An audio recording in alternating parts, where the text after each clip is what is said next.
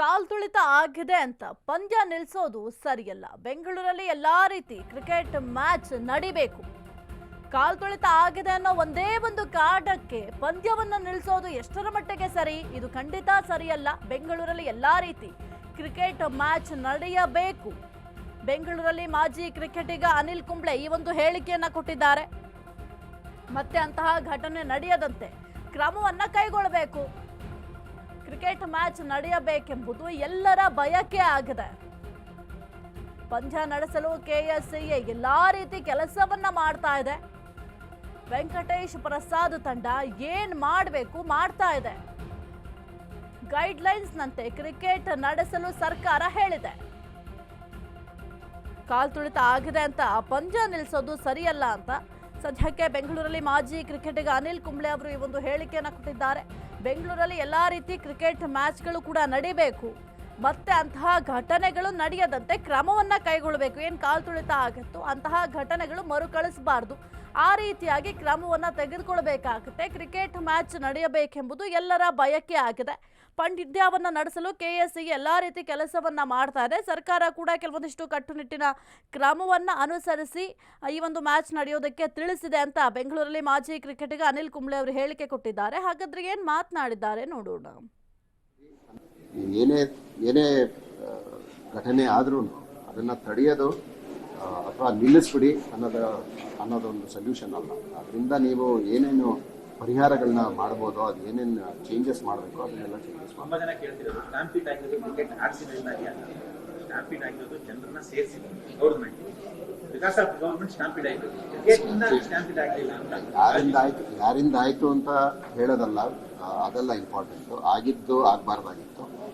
ಅದರಿಂದ ಸುಮಾರು ತೊಂದರೆಗಳಾಗಿದೆ. ಅವರ ಎಷ್ಟು ಜನ 11 ಜನ ಅವತ್ತು ಮೃತಪಟ್ಟರು.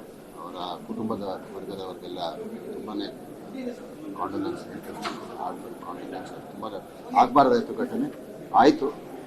ಆದರೆ ದರ್ಶನ್ ಪತ್ನಿಗೆ ಅಶ್ಲೀಲ ಕಮೆಂಟ್ ಕೇಸ್ ವಿಚಾರಕ್ಕೆ ಸಂಬಂಧಪಟ್ಟಂತೆ ಅಶ್ಲೀಲ ಕಮೆಂಟ್ ಕಳಿಸಿದ್ದವರು ಕೊನೆಗೂ ಲಾಕ್ ಆಗಿದ್ದಾರೆ.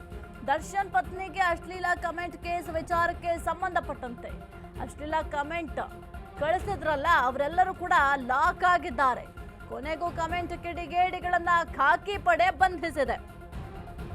ಸೈಬರ್ ಕ್ರೈಮ್ ಪೊಲೀಸರಿಂದ ಆರೋಪಿಗಳನ್ನ ಅರೆಸ್ಟ್ ಮಾಡಲಾಗಿದೆ. ಇಬ್ಬರು ಆರೋಪಿಗಳನ್ನ ಪೊಲೀಸರು ಬಂಧಿಸಿದ್ದಾರೆ. ಅಶ್ಲೀಲ ಮೆಸೇಜ್ ಕಳುಹಿಸಿದ್ದ ಚಂದ್ರು ಮತ್ತು ನಿಖಿಲ್. ತನಿಖೆ ವಿಳಂಬಕ್ಕೆ ಬೇಸರವನ್ನ ವಿಜಯಲಕ್ಷ್ಮಿ ಅವರು ವ್ಯಕ್ತಪಡಿಸಿದ್ರು. ಕಮಿಷನರ್ ಮೊರೆ ಕೂಡ ಹೋಗಿದ್ರು. ಸದ್ಯಕ್ಕೆ ಯಾರು ಅಶ್ಲೀಲ ಮೆಸೇಜ್ಗಳನ್ನ ಕಳುಹಿಸಿದ್ರು ಅವ್ರನ್ನ ಕೊನೆಗೂ ಕೂಡ ಅರೆಸ್ಟ್ ಮಾಡಲಾಗಿದೆ. ಯಾವುದೇ ಹೆಣ್ಣು ಮಗಳಿಗಾಗಿರ್ಬೋದು ಅಶ್ಲೀಲ ಮೆಸೇಜ್ ಮಾಡ್ತಾರೆ ಅಂತಂದ್ರೆ ಅವರ ಮನಸ್ಥಿತಿ ಯಾವ ರೀತಿ ಇರುತ್ತೆ ಅಂತ ಗೊತ್ತಾಗುತ್ತೆ. ಸದ್ಯಕ್ಕೆ ಈ ರೀತಿಯಾಗಿ ಅಶ್ಲೀಲ ಮೆಸೇಜ್ ಏನು ಮಾಡಿದ್ರು ವಿಜಯಲಕ್ಷ್ಮಿ ಅವರಿಗೆ, ಆ ಇಬ್ಬರು ಕಿಡಿಗೇಡಿಗಳನ್ನ ಅರೆಸ್ಟ್ ಮಾಡಲಾಗಿದೆ. IP ಅಡ್ರೆಸ್ಗಳ ಟ್ರ್ಯಾಕ್ ಮಾಡಿ ಇಬ್ಬರನ್ನ ಅರೆಸ್ಟ್ ಮಾಡಲಾಗಿದೆ. ಬೆಂಗಳೂರಿನ ಚಂದ್ರು, ದಾವಣಗೆರೆ ಮೂಲದ ನಿತಿನ್.